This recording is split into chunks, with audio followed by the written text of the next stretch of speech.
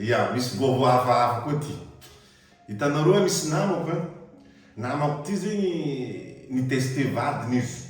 Niteste vadiny izy hoe est-ce que vadiny mankatia izy mariny sa tsy mankatia izy. Est-ce que vadiny fidèle aminazy sa tsy fidèle.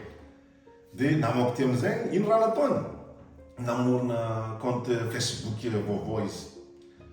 De nataony profil jeune, tanora sady tsara tarehy zatovo.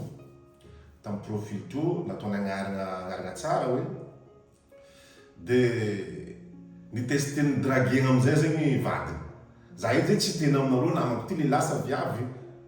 Tsy ambarako anareo eto na lehilahy namako na viavy amizay atsika jiaby na lehilahy na viavy afaka mamaly commentaire. De ny seheny namako nitestena ny draguena zegny vadiny. Nilay nicotine zegny vadiny tamin'ny compte vaovao io tamin'ny messenger zany. Nanifasany message. Nagneky vadiny ty.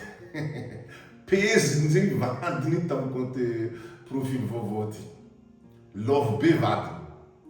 De nanifasany message koa vadiny tapre hoe anao manambady? Oui, namako ty tamin'ny vadiny tamin'ny message. De namaly vadiny namako ty, za tsy manambady. Fa taloha za nanambady vadiny ty fa efa 3 taona nafatesany vadiko izy. Hoe vadiny namako ty tamin'ny message. De nitoy zegny le resaka tsy nitratra ity vadiny namako ty mandefa message. Samby antragno izy roa mivady.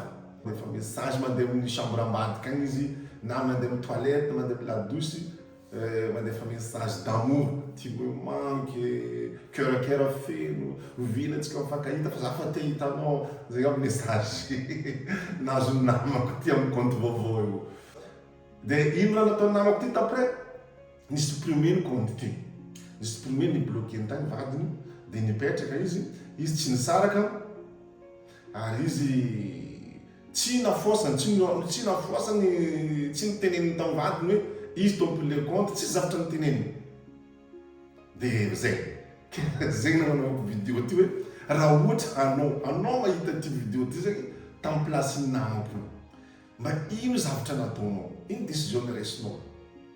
Misaraka anao sa tsy misaraka? Fosainao, afosanao zay le zavatra nandalo sa ambelanao? Imaly anao sa tsy imaly? Allo sorata amin'ny commentaire io tsika miaraka mizaha hevitritsika jiaby. Merci.